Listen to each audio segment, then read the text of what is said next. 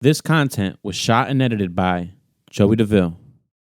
What's going on, people? Y'all know what time it is. DBI Live on FetLife, Mega Ever College Station.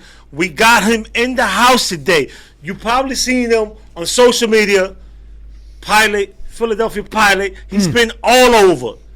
This is the man that we want to talk to. If you're in the t-shirt business, if you are a hungry entrepreneur that's trying to come up, we got him in the house. Love Money.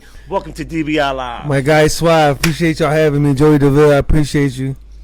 So we're going to get right into it, bro. Let's get right into it. You know, for the last 2-3 years, right, the t-shirt business been oversaturated. You see a lot of people, especially brothers coming home from prison, that's the number one business they want to get into. T-shirt. I want to do t-shirts. You know, I want you to give them the game, right? Because a lot of people think I go out, I get a heat press machine, get some transfers, and make some money. That's the way it goes. No. So how the games go for them? Well, I'm probably I can't take all the credit, but I'm probably 80% of the reason why the t-shirt game oversaturated in Philadelphia. I probably was one of the first ones that opened up the doors to like where you can start your line at. You mean, we're just telling people in the streets like, yo, this is where you get the t-shirts from. This is where you get the machines at. This is what machine you need. This is how you. This the blocks to go hit when you hustling. Go get the money. This is people who got the money. So what I would say is though is the beginning is dedication to just making money. Not really a designer. Don't come out trying to be a designer. Come out just trying to make some money. You know what I mean? Like, you know, just get a t-shirt. If you don't got a budget and you ain't got the logos and all that, get some bleach. Design that joint with bleach and a stencil. And then just go out there and create a clientele. Before you become successful, you need a clientele. Clientele is like, somebody got to buy it. Even if you give it away, your clientele is getting samples. You're still building the clientele. So the first step is find out, do you want to be a designer or you just trying to get some money? I think a lot of people just need to get some money, but they got hopes of being a designer. So they try to do both of them in the beginning when you just really need to make your mind up like, you know what, I'm going to design some shirts and I'm going to just get some money. You know, and I try to tell the brothers when I go into the prisons and speak to them, because that's the first thing you hear, I want to start a t-shirt line. I'm like, you got to look at this game like the drug game. Yeah, for sure. You got a product, you got to cut it up, you got to distribute it, you got to give out samples. For sure. Because a lot of people, you know, I got a t-shirt business, I don't want to give out a sample because that's my money I'm giving out. Right. You know, what they don't understand is the essence of business. And what I see with your line is like the essence of business. Not just a t-shirt line. When I see one of your shirts, I don't see just, oh, that's just somebody that's trying to make some money. I see somebody that's creating a foundation for a brand. Right, yeah. Appreciate like, you. Love Money is not just a name, it's a brand in the hood. Yeah. It's a brand in the city of Philadelphia. Yeah. You know, so when you mention it, a t-shirt and a brand, what is the difference from having just me selling t-shirt and having a brand? The difference between selling t-shirts and a brand is like a brand is something that thousands of people are wearing. Like that shirt that he got on, thousands of people got that shirt on. That's a branded shirt. Selling the shirt is like you made an Eagle shirt because the Eagles are popping right now. So you know you designed the Eagle shirt. That's just making a shirt. You know what I mean? You just making t-shirts. You made a Sixers shirt. You made a Mother's Day shirt, a birthday shirt. You made even if you put "F you paid me" on the shirt and it's just a shirt. Thousands of people haven't worn it yet. It's not a brand. A brand is like when somebody can be like, oh, you got that Love Money on, or you got that Nike on. You know what I mean? Shout out to New Balance. You know, Foot Locker. This is a brand. Like what you got going on right now is a brand. You're building Suave. Y'all heard it straight from Love Money mouth. DBI Live is a brand. And in case y'all don't know, for all of y'all that's doubting, look it up. Pull a surprise. IDA. Don't get no better than that. You know, why am I saying that? Because it's the same script when it comes to business. The same script in podcasts, the same script in t-shirt, the same script in music. You could be the best rapper out there.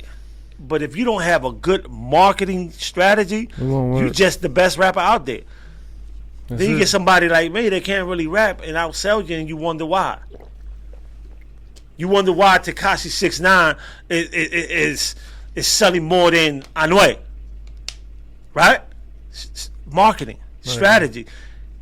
Tekashi 6ix9ine is a brand. It's not just a rapper. Now I don't even like his music. I like Joey DeVille's music better. Seriously. But a lot of people don't understand that getting money don't mean like I'm gonna just get t-shirts. Brothers, sisters, those that's hearing us on lockdown, take this man's playbook. This man created a brand from sketch. Yeah. From sketch. Right from sketch, literally. It wasn't like somebody gave him. He created it from sketch, right? When you first started, how was it? It was so the people could get an understanding. Like how many shirts was you selling a week? When it started.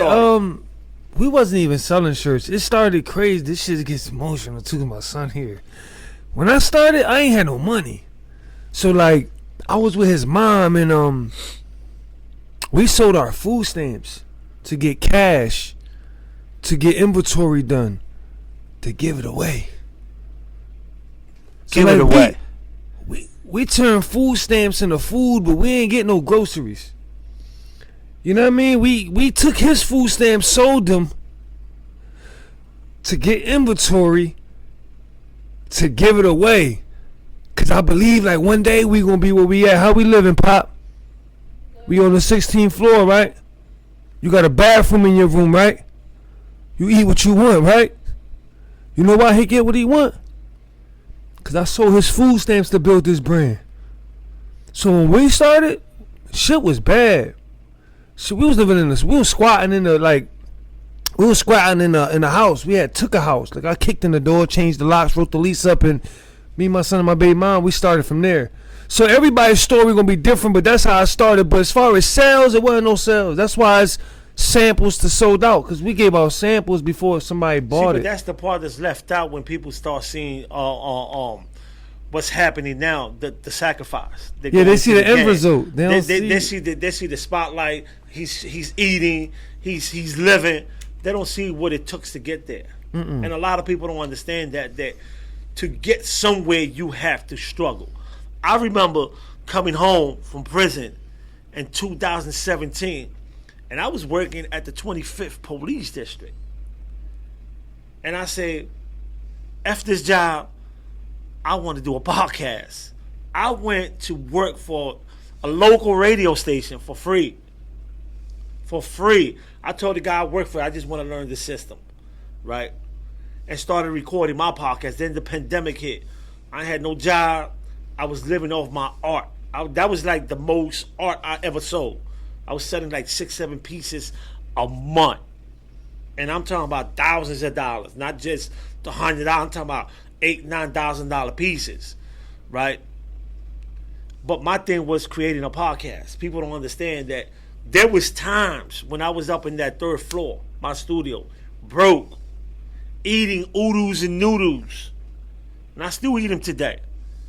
Yeah, I still eat them today. We eat noodles. Right? But that's the sacrifice. So a lot of people think like, oh, you got a Pulitzer Prize. Pulitzer Prize don't mean shit to me at all. Excuse my language, big man. But it don't really means nothing to me. You know what it means? It means that the door is open for the next person in my neighborhood, someone that's struggling to say, I could create a story and reach the pinnacle of journalism. This man did it after 31 years in prison. So it's nothing impossible. It's just putting in the work. And that's the problem that we have. People want to create stuff. I want a studio. All right, go create it. Well, I don't really want to do that much. I think you don't want it. Got to sacrifice. This man has just told you he sold his kids' food stamp to create food. I think a lot of people didn't get that line. I don't think they caught that. I don't think they got that to create food. Yeah, but he's eating to that. Facts. So what came about? When was the first time that you said, I want to create a brand? How that came about. I'm gonna tell you this shit crazy. This is how it started. This is facts. Me and his mom got in an argument. We was squatting in this house. Me and his mom get in an argument, and she take him and she go to her mom's house for the weekend, right? I'm 30 years old. I'm in this room where we squatting at. I'm in the back room, and it's the end of the day. And I'm like, damn, like, I'm 30 years old, yo. I ain't got no chain. I ain't got no car. I ain't got no crib. I ain't got no job. I really ain't got no money. Like, we selling little drugs here and there. Like, we, getting a decent meal and, we dress nice on the weekend. We cool. We got diapers and shit. But I ain't got shit, right? So I started, like, talking to God out loud. Like, yo, like, I'm fucked up down here, man. Like, shit hard, bro. I'm trying to ball. I want some yachts. I want to live in a condo. Like, I want to help my hood get on. Like, I mean, I'm crying. I'm breaking down. Like, man, I done study Islam, Christianity, Hebrew Israelism. I did 5 years up top. I done study every religion. I done went to church, read the scriptures. Like, man, that shit don't touch me, man. Like, Jesus don't grab me, man. Muhammad don't grab me, man. Buddhism don't nothing grab me, man. But like, I know you real. I don't know I need you to show me something, man. 'Cause I'm fucked up.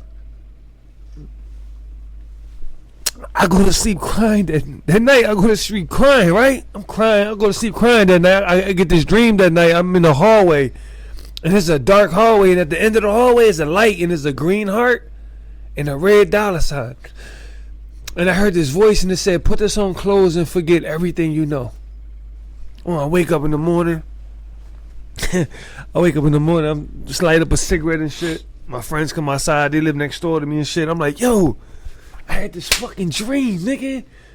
Yo, this dream told me like, we're gonna put this on clothes, nigga. This shit gonna be major, nigga. Like, nigga, we gonna be balling, nigga. They laugh at me. Man, you bugging. I'm like, nigga, I'm about to forget everything I know, nigga. I'm forgetting the street code. I'm forgetting negativity. I ain't selling no drugs. I ain't fucking with you if you ain't doing nothing positive. I don't believe in no calendar. I don't celebrate no holidays, no birthdays. I'm forgetting everything I was ever taught. I'm going to build my whole life from scratch from this day forward. Yo, I was breaking down, talking to God, bro. He spoke to me, dog. Everybody laughed at me. Took it to my mom. I said, Mom, I had this dream. My mom said, Mijo, ain't nobody gonna wear that. Mijo, man, you better get a job. I'm like, Mom, I ain't going back to work. I ain't selling drugs no more. I ain't going back to work. I'm gonna find a way to build this. I'm gonna find a way to build this bread. This gonna come to life. I'm gonna figure it out. And I stopped hustling. I tapped my face because I said, if I tap my face, it's gonna force me to make this work because ain't nobody gonna give me an application. Ain't nobody gonna give me no job if I got my face tatted. You know what I mean? I'm gonna have to make this shit blow. And started selling his food stamps. Giving out samples. A few people kind of like, bro, here go 200. I think, here go 200. Don't forget about me when you blow. This person gave me shout out to Face, rest in peace to Yola. Shout out to Nana, and then they gave Face a phone call. Face gave us $1,000. Josh, shout out to YO Josh. Josh bought me a car. Ape Gang Garcia gave me some papers. A few people gave me some paper. A little $100 here. Chris Smalls cut me a check. I just got off the phone with Chris Smalls. So within like the first year, it was no money. Nobody was there. I was selling food stamps. When the flow kind of picked up and I know how to tell somebody what they got and what this shit gonna be one day, a few people hopped out and was like, yo, here go $500, here go $100, here go $1,000. And that was the beginning. I never went to school for this shit. Never had a passion for fashion. I'm Polo, that was Nautica, Reebok, Eddie Bauer, Gap. Right. And this shit came But today is Love Money. Yeah, today is Love Money. So all of y'all out there, all y'all DBI fans that's hearing this, go cop that. Love Money. Facts. So basically that was the beginning. That's how I came. And that first year the first 5 years was hell. I think people think like you can get lucky. You can come out and if you got drive, you go out there and make $1,000 a day. I don't give a fuck if you put a doorknob on a shirt and call it my turn. If you go out there, it's people out there with money. You go to Kenzo, you gonna get some money. You make $1,000 a day easy. It's 7 to 8 people. So it's money out there if you got the drive, but you gonna need the shortcuts that I learned over the last 9 years though. Yeah, I mean, if you go out there today and just like think you can walk through any block in Kenzo and get sales, probably not. You know what I mean? You gonna have to know how to talk to them. You gonna have to know how to say, here go a sample. You got to look size somebody up and know their size immediately. I done been across town, across Broad Street, where it's it's all black boys. Ain't no Ricans across there. 17th and Cumberland and all that. I don't want to cross there. Yo, I got shirts. Now, Pop, we cool. Size everybody up. 30 seconds. Give everybody a shirt. Come back next week. Yo, Pop, pull over. You got to know how to do that. You got to know how to ignore it. Now, we don't wear that shit, Pop. We cool. Get the fuck out of here. So there's a lot of things that come with building a brand. Unless you plan to design it, put it online and say, support me. I ain't take that route. I didn't even know that route existed. I took the route 100 shirts in a duffel bag. That's why if you look inside the shirt, if you look inside the tag, a lot of niggas don't know inside the tag, this is me and him when he was 2 years old. I used to walk with 100 shirts in the duffel bag that I sold his food stamps to get. And me and him, I used to have to carry him. You know what I mean? And walk around Kensington with 100 shirts in the duffel bag till that shit was sold out. You know what I mean? So now, I think the first 5 years we did that. We had 2 stores in the first 5 years, but we were still walking around doing that and shit. Recently I came across one of your social medias when you said, my price is my price. Yeah. Like, you don't negotiate with that. Like, it's 125, 150, that's it. Yeah. Right? A lot of people don't understand that.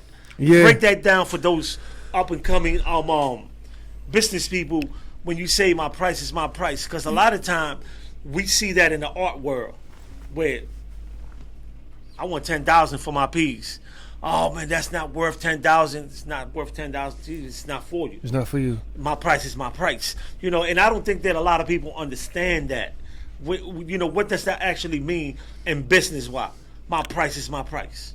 I didn't go to school for business, but I'm pretty sure my opinion is like not too far fetched. I think when it comes to like your price being your price, it's like Meek said, it's levels to the shit. So me, I did 4 years stomping the ground, giving out discounts and just building the brand, right? 4 years of that. There go high school.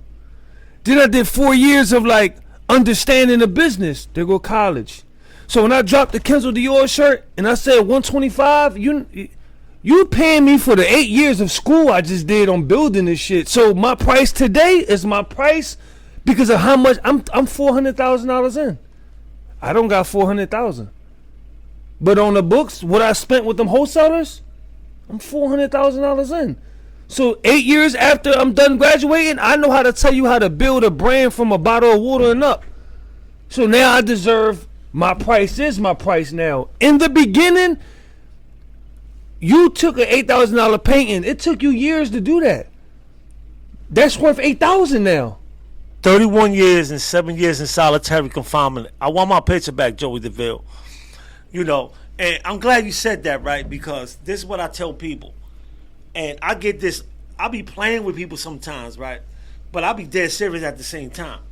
When people say, why you always say you're a Pulitzer Prize winner?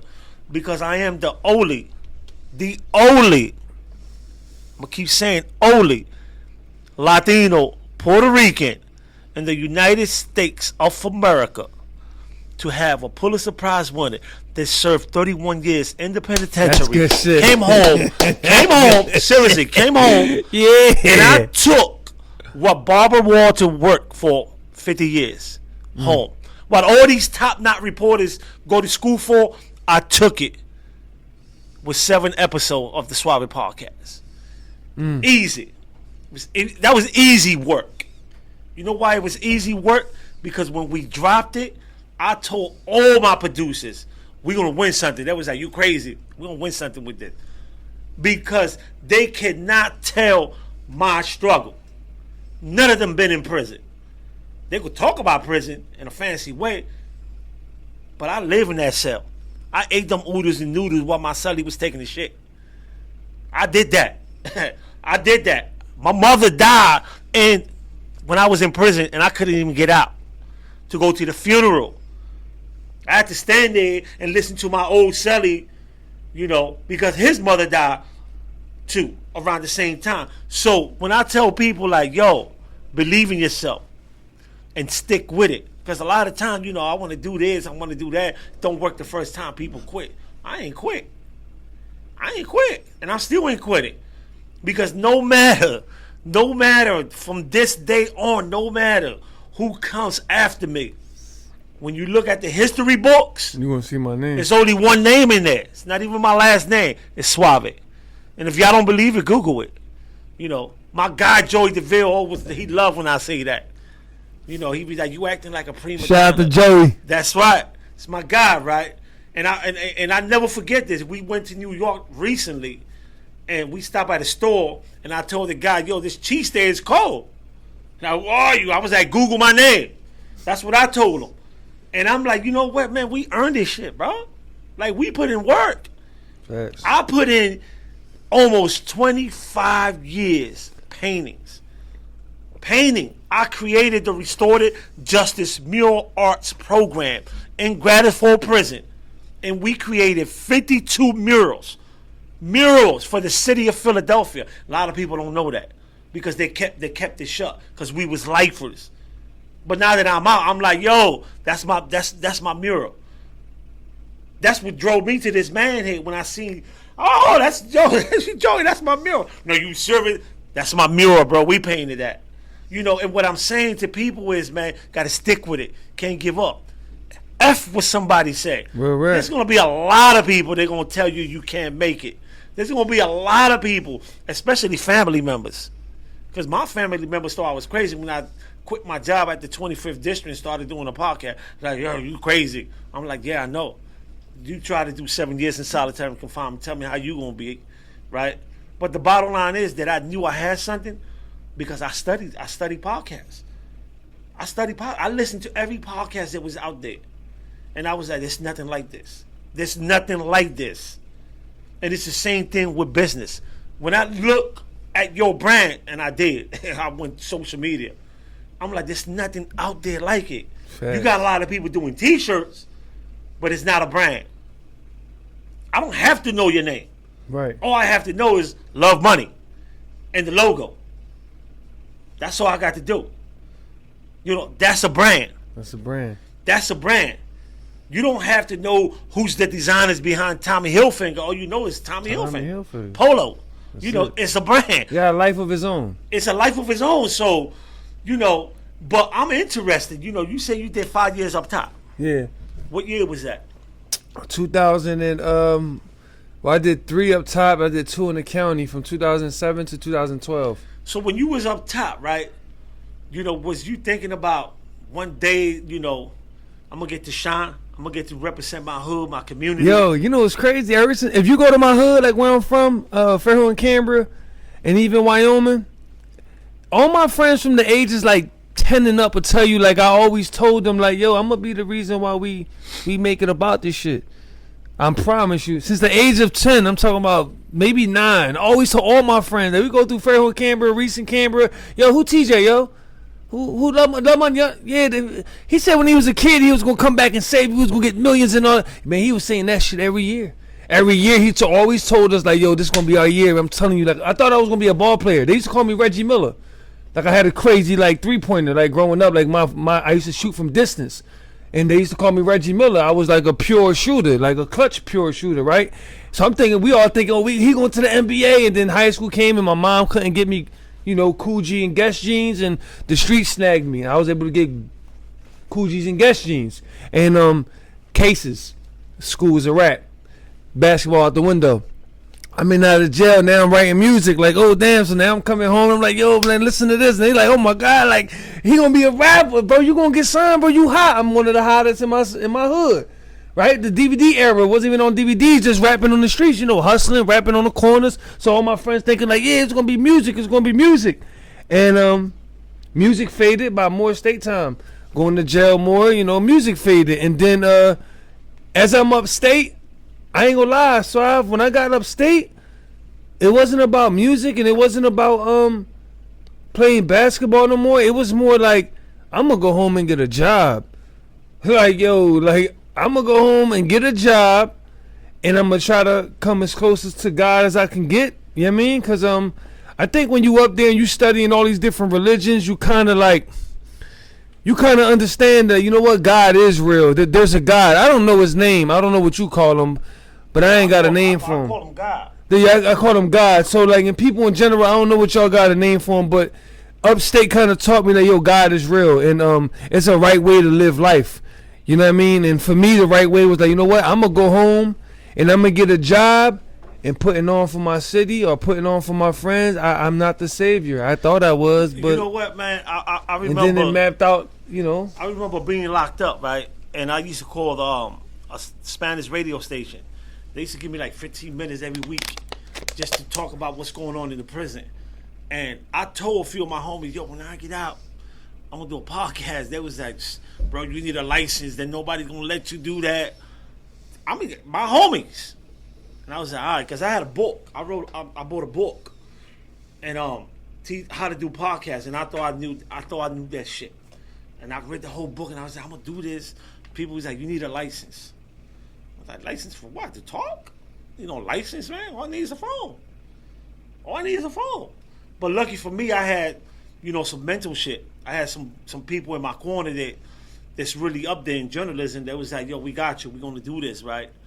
And we did it. But I used to always, even with a life sentence, I used to always think like, yo, I want to go home and represent my people. Our people, when I mean my people, I mean convicts. I mean people that don't have a voice in media. I don't mean regular people. I'm talking about people that are shut down from media. Anybody incarcerated do not have a platform in media, period. You can't even write the newspaper. They would not send that letter out. And I said, I want to be that voice. And people just laugh. So when they told me I'm going home in 2017, I ain't told nobody in there. I'm just going home. I just went home. You ain't tell none of your friends? Nobody. I was in a maximum security prison where it was a lot of hate. And then back in my mind is, if one of these dudes gets slick, I can't do shit about it. I'm trying to go home November 20th. I'm not trying to be here another 2 years because this dude got slick. And in prison they do that. Right, yeah. You got a lot of punk dudes that when they know you're going home and they hate you, they're gonna try you, right? I got a story like that right before I came home. They're gonna try you because they know I'm not going home. I'm serving life. Right. I could mess you up parole date up quick. So I was like, I'm not telling nobody. All I did, I told the superintendent I want to move outside. So they put me out in the trailers. And people was like, how the heck you get out there? You got life. Man, they got me cleaning the hall shit and all that stuff. That was my job out there for 30 days. I loved it. Because that was the first time. That was like the first time in my life I ever seen a horse. Man, like play with the horse and all that. That's crazy. But when I won the Pulitzer, you know, in my speech, they was trying to make it seem like I wasn't even in jail. And I was like, whoa, no, you got to say I was in jail. I wouldn't even go up there unless you say that. You can't erase that part of my history. You know, and in my speech, I told the people at Columbia University, you know, this is for all the people that fought for my freedom, for social justice. You know, and I know that wasn't flying well with them, but I did it because I wanted to give representation to those that I left behind. Those in the hood, they probably think, oh, I can't do a podcast and get money with it. Stop playing. A Pulitzer Prize is money. I don't know if y'all know that. A lot of money, too. A lot of money. And for those that don't know what a Pulitzer Prize is, it's a brand. I'm part of that brand for life. For life. It's a brand. Yeah. That's what that is. It's a brand. Yeah, I like this word. It's a brand. You know, Thanks. And I go back to the brand because we talking about Love Money. Love Money is a brand. Love Money is a brand. I don't care where you at around the world. People know love and they know money. Yeah. Period. Without that, you can't get nowhere in the world. Right. And it's crazy because I didn't even name it. Without that, you can't get nowhere in the world. You can have love, but if you ain't got no money, you know, I'll see you later on, buddy. No, that's facts. But if you got both, them doors are going to open. And I ain't trying to get spiritual with people. That's just real. But it's the real thing. It's you know, real. when we talk about brands, people don't understand that. People just think, oh, what is that? It's a brand. You want to be part of the family? It's a brand. You know, you don't get in certain places unless you part of that brand. I know that for sure. I've been invited to places that I never in my life thought I could get into. And it's not because they love Suave. They don't love Suave. It's the brand. They love the brand. They all want to be connected to, he got a Pulitzer Prize. They all love, white people love to say that. It sounds fancy to them. To us, it's like, what is that? You know, to them, it's like, you better Google it. You know, so what I want people to understand is hearing this interview, man, it's like if you're going to get into the business, if you're going to get in any business, don't go in it thinking, I'm going to just make $1 and step out. If you want to be successful, go in it because you want to create a brand. You know, so, yeah, you said you had a story about... right before I went home, like them type of people you talk about, like people that, you said you ain't tell nobody you was coming home. No. I made the mistake before I came home. I was telling people I'm on my way home, and I'm in Cold Township, but it's lifers up there. I was with a couple lifers, man. Shout out to Ooh, shout out to Choir, shout out to Nah. Nah just get his life back, but I was up there with some lifers, but there was this one guy, and this is life, man. This is a big message I learned later after. So I get into I find a stinger under my table. We playing cards. Somebody's about to get raided, and they throw the stinger, and it land on my feet, so I grab it. This is me now. You know what I mean? You about to get raided, me. The guy across from me says, yo, let me borrow that joint tonight. Oh, you could borrow it, but make sure you give it back to me. So I let him borrow it. Boom. When I asked him for it 2 or 3 days later, he let somebody else borrow it. So when I go to them, like, yo, such and such that you do, he like, no, they took that joint, bro. Like, they raided the cell, they took that joint. So I'm like, damn. So I'm like, damn, such and such on some nut shit, right? Cool, left it alone. Right? Boom. We go to the yard one day. I'm leaving in like a week. The guy calls me over like, yo, bro, such and such said you said I was a nut. I'm like, bro, I'm about to go home, bro. I ain't worrying about that stinger and none of that. He's like, nah, bro, you owe me a fair one for that, bro. I'm like, bro, this is my friend. Like, bro, I'm about to go home, bro. I go home. Excuse me. I go home next week, bro. Man, I need a fair one, bro. I turn my back, walk away from him, right? It's a crowd there, the in crowd in the day room, you know what I mean? I was part of that in crowd. So I ignore it. I go home the next week, right? 2 years ago, I see him on the social media, smoked out. And he's letting somebody punch him in his stomach for $5. So his Puerto Rican kid hit him with a stomach blow. Boom! And he just like, in slow motion, right?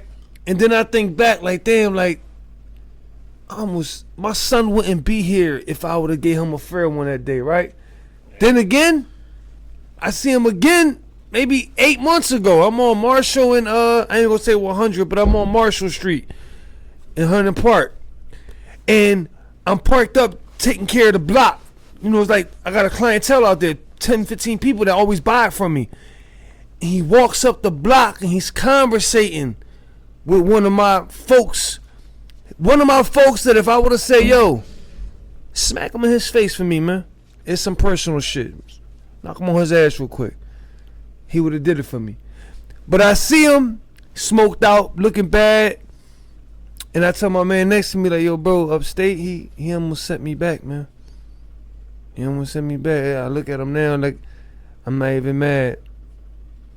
You know what I mean? And it's just life trying to show me, like, it's good to just let some shit slide sometimes, man. Yo, nah, that's just how it works, man. Like, I tell people, man, like, my crew, my personal crew, small. I pick them.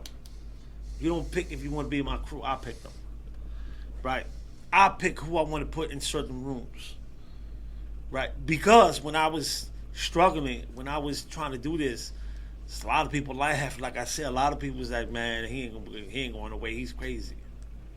He's crazy. Now, you know, today, you know, I can record something and have it on the air Friday. I could record something and have it on Apple, Spotify, radio station, tri-state, all over. You know, that's the power that we got now, right? And it's funny because the same people that laugh at us, they probably looking at us now like, dang, they head down, like, won't even know how to approach. And I don't even take stuff personal. To me, it's like, yo, I'm not messing with you, but I don't wish you bad. Get better, bro. Yeah, figure it Get out. better. You know, you get it. You get it. Life is gonna give you that fair when you want it from me. Life is giving it to you. Giving it to him. When I seen him, I was just like, damn. And it's the same thing with the prisons. I get prison calls. I get emails from people that when I was in the prison, I know they didn't want to see me come home. Because when I was in prison, you know, I used to control the ice cream. I used to run the Latino organization. And we had a tight. To get in there, you had to be down there, be sworn in, you know. And the reason for that was because I always felt like blacks had their own organizations, the whites had their own organization. We should have ours. And I shouldn't be like, I want to be inclusive and allow this guy, that guy, when they got, now go over there, right? So I see some of them people did that. There was ballers in prison, bro. Ballers. And you already know what a baller in prison is, right? Mm-hmm. But out here, they're straight up, doing bad. Rock bottom. Suave, can you help me with a job? I can help you get in school for free. You want to change your life? I can help you get a trade. I can help you do this, right? And I just look at them like, if you would have invested that same energy that you had in trying to bully somebody, because I call it bully, and try to act like you was this guy that you not, you probably would have been all right. Been all right out here. But look at you now. A lot of people tell me, why you mess with Joey, man? You know, a lot of people do that. You don't even know that guy. You know what I tell people? I studied that guy for about a year before I even call him. For about a year. Somebody sent me his music in Alabama. I listened. They was like, he's from Philly. I was like, I don't want to hear another Puerto Rican rap from Philly, man. They can't rap. You know, that was my thing. But then I heard it. I was like, whoa. And then I called him one day at midnight. This dude was up at midnight. I don't know what he was doing, but he was up at midnight. That's how I felt when I first heard him. Right? So musically, you know, I see you drop a few lines, man. Yeah, I seen it. Yeah, you might have seen me drop a few lines. Yeah, tell us about that. Tell us about, because you said earlier that, you know, you wrote music. Yeah, I used to rap. That wasn't your first time dropping a 16. Yeah, right? I thought I was gonna be a rapper. You know, I went to jail, and then there's other people rapping in there, and I'm like, they rapping about my life, and I'm like, shit, I can rap about my life too. You know what I mean? So it never was the punchlines. For me, it was just like, yo, this is what I'm going through, like, and you know, it was music for me. That's not the music that people actually like attracted to when I was doing it. It was more like getting partying. I didn't know how to do that. Punchlines. I was more like, man, I'm just talking about what's going on in my life. And even to this day, when I decide to write something, or if I'm chilling, I'm in my bed, relaxing, and thoughts come to my head, I might put a rap together. Some people call it poetry, but it's just something I do for therapy. That's my therapy. That's my way of talking to like the world. And a lot of the stuff I never even leak. A lot of the stuff I just like throw it on the Instagram video. I got a beat to it, but I ain't give it to you on the beat. And it's just some things for me, it's just therapy. For now, the way music is going, for me, this shit just therapy the way I make music. Right. You know, I think I would have bust Joey's bubbles back in the days if he was rapping in Spanish. You know, I can't mess with him today. You know, I'm not into the music no more, but he already know. In case y'all don't know, he's doing a documentary on a mixtape that I did from inside a Gratisville prison. You know, hopefully you can do a feature that Spanish, all Spanish too. That was before reggaeton was hot and any of that stuff. You know, but what I love about you is, bro, is that you always shouting out other people. Yeah. You always giving a platform for other people to, you know, shine with their brand, bro. A lot of people don't do that. Yeah. A lot of people don't do that, Yeah, man. that's a fact. It's like you sharing the love. Yeah. You know, a lot of people don't do that. Why you do Why? that? I knew you Why was gonna think ask it's me that. necessary to do that? I knew you was gonna ask me that. So what happened was this: the night I broke down, yo, if you ask some of my oldest friends, they'll tell you like, yo, when he was growing up, he always said like he was all of our ticket. He always said like, man, we all come. I used to tell my friends' moms like, I'm gonna move you. I'm gonna get you a house in Paris, man. Get you a house. What you want? A house in Puerto Rico? I'm gonna get it. I'm telling you, I'm gonna be this. I'm going to the NBA. And then when I went to jail and I came home and I was rapping, I'm about to get signed, man. I'm going to get a crazy record deal. And I used to tell my friends' parents, I'm going to move you. I'm going to move you wherever you want to go.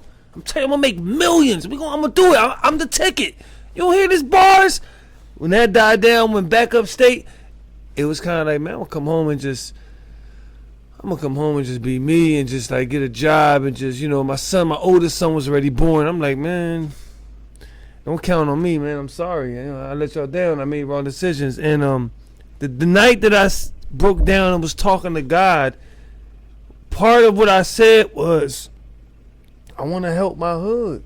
I want to uplift my people. I want to make it. I want a ball. I want yachts. I want Benzes back to back. I want a plane. I want mansions. I want property. I want the finest things in life to exceed, man, the biggest things you can want. I want all that. Yeah, I need that. So I'm breaking down, talking to God like I'm trying to ball. I want the jewelry. I want all that. I want to help my people. I want my people to be cool. So when the platform actually started generating money, I was just keeping my word. It was like, yo, like, you gave me light, I'm about to shed some light. And for the first 8 years that I did it, it was free.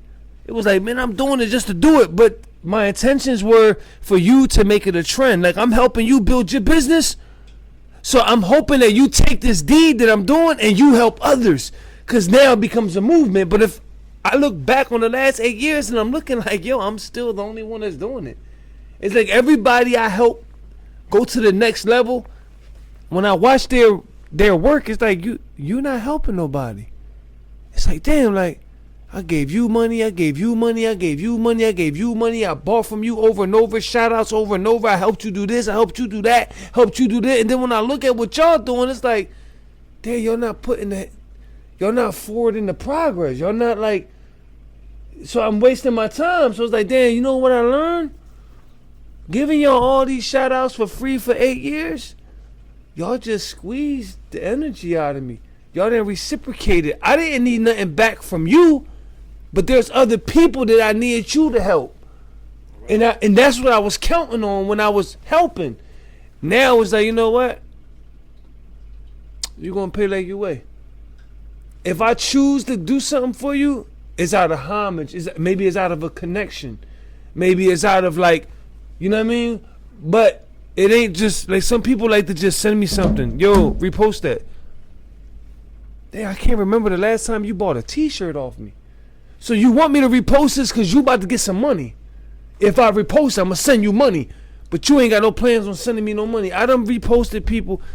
And then you know what hurts the most?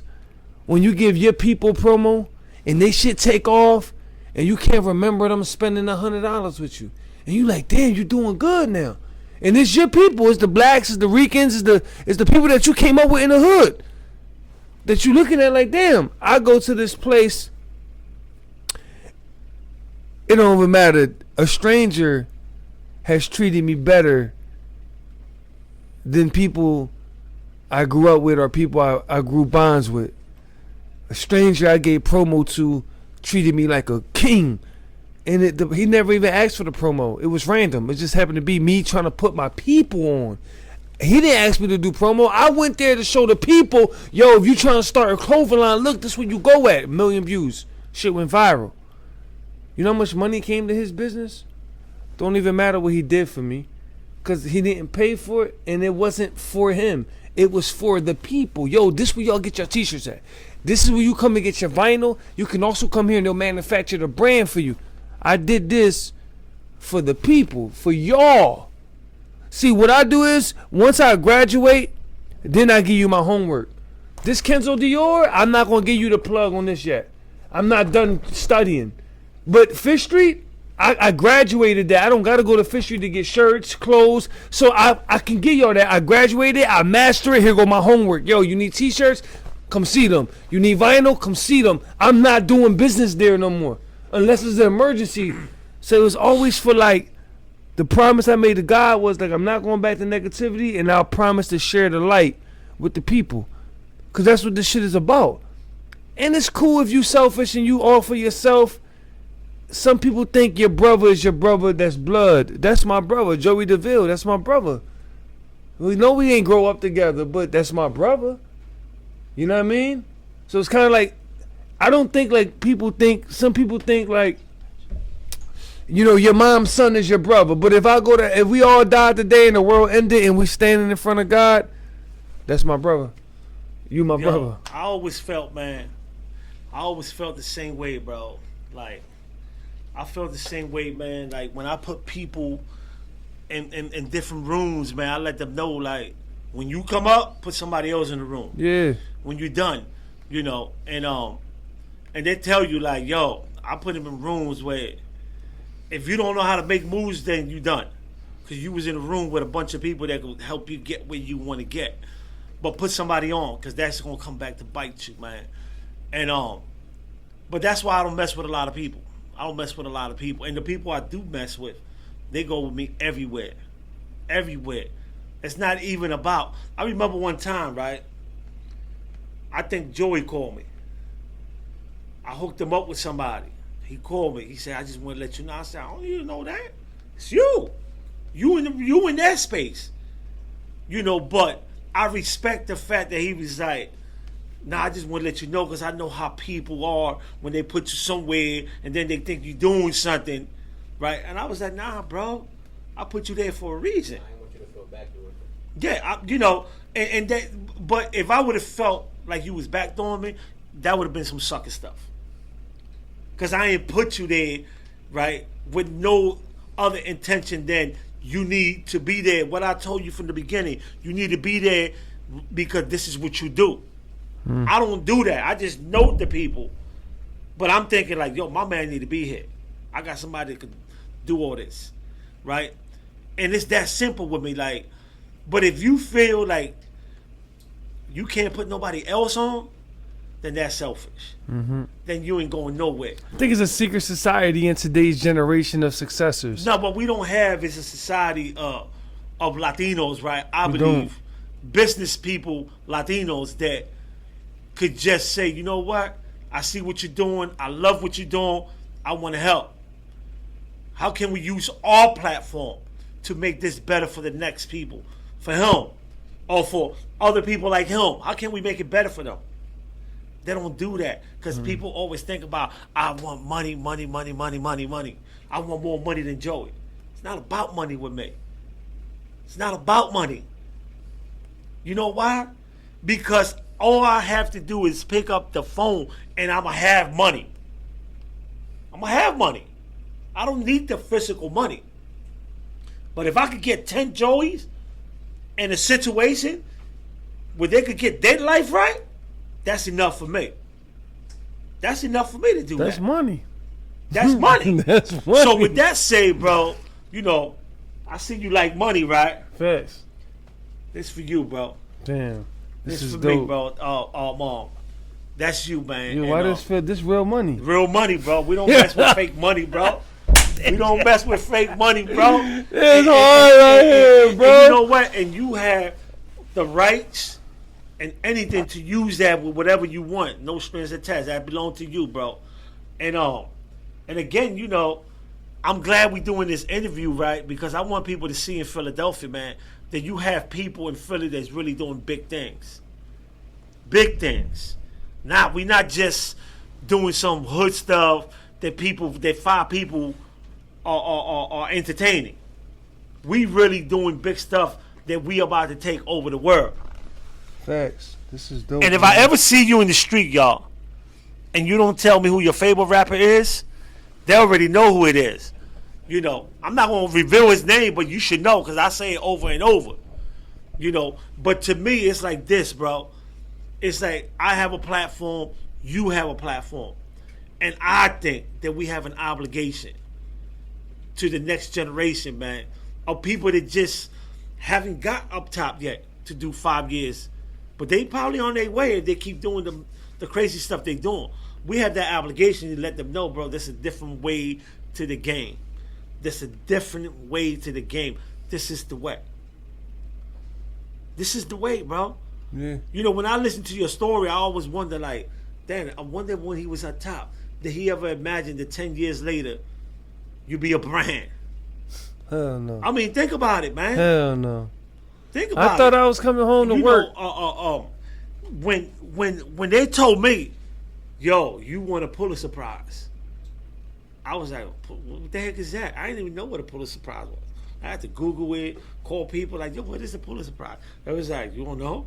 You won that? Then it was on CNN and everything. Then I was like, I knew it was serious when Don Lemon was like, and the winner is Suave. I was like, who? Don Lemon from CNN? That's when I knew this shit was serious. But I knew it was even more serious when the president's daughter called me and came to one of my live podcasts with the Secret Service. I was like, whoa, this is serious. Yeah, this is serious stuff. That's different. This is different on a whole different level. Different on a whole different On a whole different level. Latinos. You know, when I say Latinos, let me say this, man. 4 Latinas. 4 Latinas won Pulitzer Prize because of my story. 4 Latinas.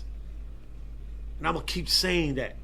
Never in the history of this game have you saw a Latino win a Pulitzer Prize. And on top of that, people forget. I also won the IDA, which is the Oscar of podcasts. You know, we took that home. You know, and it bothers me sometimes that I see my people in the streets in Philadelphia, right? And they're like, psh, what is that? I'm like, that's something that can change your life. Something that can change your life. And me and Joey talk about this all the time. You know how hard it is to get any content on the air that could be listened to? And I'm not just talking about 3 likes, man. I'm talking about we could put this on the radio tomorrow and have it go. That's juice, man. When you go create a shirt and you know, I know at least 100,000 people gonna rock my stuff. That's juice. That's juice. You know, I'm going old school people with the juice, but that's juice. That's what we used to call juice in the 80s, bro. You know, that's power. And if you don't understand the power in media and branding, then you got a problem. Then you got a problem. I'm using that. I'm using juice. That's juice. You got a problem. I'm about to drop a retro look. Juice. Yo, Love money seriously, juice. you know, and I tell people this, man, like, we buy everybody's clothes, man. We buy everybody's clothes. We buy Nike. We buy New Balance. I'm talking about we buy everybody's clothes. But when it comes to supporting our own, we always got a problem. Yeah. We always want 125, I'll give you 90. Yeah. Nah, bro. You can't go into the Ralph Lauren store and say, I'll give you 90 for that polo. You paying that 100 for that polo. Yeah. Yeah. Unless you go to Ross and catch it on the $60 sale. That's real rad. No, Why that's you real want rad. to shortchange me? Because we Latinos, and that's exactly what it is. You know, Yeah, that's real we shit. always want to jump on the bandwagon when we make it to the top. I don't want you there. I don't want you to jump on my bandwagon when I'm on the top. I need you now. I need you now. So when I get to the top, I don't have to be like, oh my God, who? I know who was there with me because you're on the top with me. Because if I eat, you eat. But don't come later on like, man, I want to get in on what you doing. No. That's how it be though. A lot of people, I think what happens is a lot of people don't dream as big as some successful people dream. And I think like, you know, people kind of like, sometimes it's on purpose, sometimes they opportunists, and sometimes they just was just blind. And it was just like, damn, like I got people that come to me now and sometimes they want to borrow money, and I'm just like, you never borrowed money from me in your life. Yeah. But I can't judge them and say they only borrowing it because they know I got it. We always had a good relationship. It's just they never even bought nothing off me sometimes. And they'd be like, damn, maybe they got a lot going on. So it's like, I don't know what angle to judge nobody on when it's like, damn, did you wait till I get on top to come? Did you wait till you know I got this much money or this going on so you can borrow from me? So what I do lately is I ignore a lot of people. And damn, it feel good. Well, listen, man. I do that every day. It feel good. I ain't know a bunch of people, right? Because it's all right to say no. I struggle with that for a long time, man. But, you got to be able to say no. You also got to be able, man, as a brand, as a business owner, to make them hard decisions, man. Like, sometimes you got to tell families, you got to tell friends, I can't, bro. You are a liability. I can't have you on my team. You are a liability. And I do that. I don't even lose no sleep, bro. I struggle with just... And I'm going to tell you why, bro. Because when I was up top, I could count in one hand the people that remember my birthday, the people that remember Christmas, whatever holiday. I don't even celebrate that stuff. But I can remember them people that say, yo, I was just thinking about, I remember the people that just sent me one word, yo, love, or stay up. I remember them dudes, man. And I always said, I got a twin sister. In 31 years, my twin sister never sent me a birthday card. Because she told me she forgot about my birthday. She forgot she had a brother. I got it. I forgive her. But I don't forget. Feel me? Damn. Yeah, it's real like that. Twin sister? Twin. But I don't forget. I forgive you. I got it. I understand it. But I don't forget. So now that I'm half all right, she don't have my number, because we don't have that bond. But I remember that for 31 years, I waited for that one card. I only wanted one card in 31 years because one card would have let me know you was thinking about me. But I never got that one card. So I was like, okay, cool. She forgot she had a twin brother. It's the same way in life with some of these people out here. When you down and you was selling them food stamps, a lot of people probably forgot, like, this dude got some talent. This dude could be the next designer in the hood. They forgot because they was too busy focusing on themselves. So with that said, bro, where can people contact you? Social, where can they get your shirt? Instagram is Pilot & Co. That's Pilot, ANDCO.catalog. Hit the link in the bio, www.lvmny.shop. Instagram also has the personal business page, which is just LVMNY._. And you can also just find Joey, man. Joey will call me, man. You know what I mean? Call Suave, man. Suave can reach me. Yo, y'all already know. If y'all heard it here first, y'all know this is official. Y'all listening to DBI Live, Fet Life, Mega Ever College Station. Catch us out there. If you not wearing a Love Money shirt, you really ain't wearing nobody's brand, bro. Seriously, you don't know what you're missing. Facts. If you're trying to get that girl, she's caked up. But if she ain't got no love money in her, you ain't got her, bro. I like this guy. I'm dead serious, man. Listen. You better get it now. Because the price that you're going to get it today might go up tomorrow. Facts. And you listening to DBI Live. See y'all next week. This content was shot and edited by Joey DeVille.